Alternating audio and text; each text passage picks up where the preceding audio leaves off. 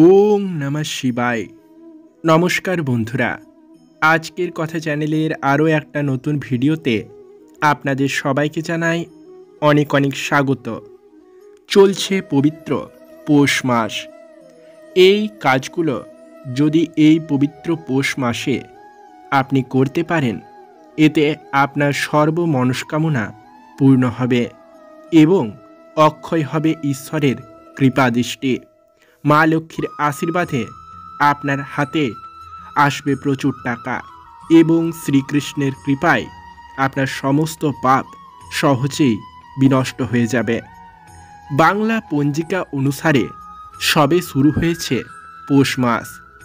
আজ ইংরেজি ক্যালেন্ডারের 28 ডিসেম্বর এবং বাংলা ক্যালেন্ডার অনুসারে 11ই পৌষ। সূর্য ধনুরাশিতে গোচর করার সাথে সাথেই শুরু হয়েছে পৌষ মাস।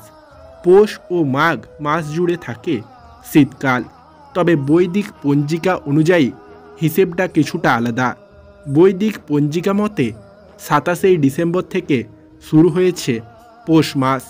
অগ্রহায়ণ বা মার্গশিরা মাসের শেষে শুরু হয়েছে পৌষ মাস। সনাতন ধর্ম অনুসারে পৌষ মাস অত্যন্ত পবিত্র মাস বলে মনে করা হয়। এই মাসে পূর্বপুরুষদের উদ্দেশ্যে পিণ্ডদান করা বিশেষ শুভ বলে মনে করা হয়েছে। সূর্যদেবের পুজো করলেও পৌষ মাসে শুভ ফল লাভ করা যায়। জেনে নিন এই গুরুত্বপূর্ণ মাস পৌষ মাসে কি করবেন এবং কি করবেন না। পৌষ মাসের মাহাত্ম্য। বাংলা ক্যালেন্ডারের নবম মাস হল এই পৌষ মাস। এই মাসের শুরু থেকেই তাপমাত্রার পারদ পতন হতে থাকে গোটা দেশ জুড়ে। শীতকালে যেহেতু সূর্যালোক আরও আরামদায়ক হয়ে ওঠে এবং কুয়াশাচ্ছন্ন দিনে সূর্যালোকের জন্য হাপিতোপোষ করেন মানুষ, সেই কারণে পৌষ মাসে আমাদের জীবনে সূর্যদেবের গুরুত্ব আরও ভালো করে বোঝা যায়। শাস্ত্র অনুসারে পৌষ মাসে প্রতিদিন সূর্যদেবের পুজো করার প্রথা রয়েছে। এই মাসে প্রতিদিন ভোরে সূর্য দেবতাকে জলের অর্ঘ্য নিবেদন করা উচিত এবং নিজের সাধ্যমতো দারিদ্রদের দান করা একান্তই জরুরি। শাস্ত্রকারদের পরামর্শ অনুযায়ী পৌষ মাসের প্রতি রবিবার তিলের খিচুড়ি প্রস্তুত করে তা সূর্য দেবতাকে নিবেদন করতে হবে। এর ফলে সূর্য দেবতা অত্যন্ত তুষ্ট হন এবং তার ভক্তদের জীবন থেকে সব দুঃখ দূর করে দেন। পৌষ মাস শীতের সময়।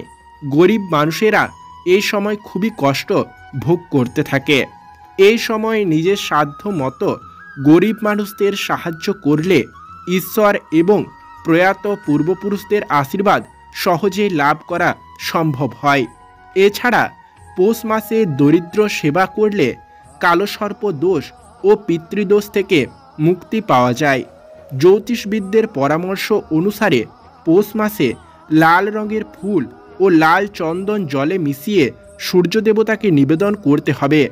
এর ফলে অসুখ বিসুখ থেকে খুব সহজেই মুক্তি পাবেন এবং পরিবারে সুখ শান্তি সহজেই ফিরে আসবে। তো বন্ধুরা, এই ছিল কয়েকটি কাজ যা এই পৌষ মাসে করা একান্তই জরুরি। এই কাজগুলির মধ্যে যে কোনো একটা কাজও যদি আপনি খুব ভালোভাবে করতে পারেন, তাহলে আপনার জীবনের সমস্ত মনস্কামনা খুব সহজেই পূর্ণ হবে। তো বন্ধুরা, আশা করছি আজকের ভিডিওটা আপনাদের একটু হলেও ভালো লেগেছে। আজকের ভিডিওটা একটু হলেও ভালো লাগলেও ভিডিওটিতে একটা লাইক করে, চ্যানেলে নতুন হলে চ্যানেলটিকে সাবস্ক্রাইব করে পাশে থাকতে ভুলবেন না এবং কমেন্টে অবশ্যই জানাবেন আপনাদের মূল্যবান মতামত এবং বন্ধু বা আত্মীয়দের সাথে ভিডিওটা প্রচুর পরিমাণে শেয়ার করুন। তো চলুন ফিরে আসছি আরেকটা নতুন ভিডিওর সাথে। ততক্ষণের জন্য ভালো থাকবেন, সুস্থ থাকবেন। নমস্কার।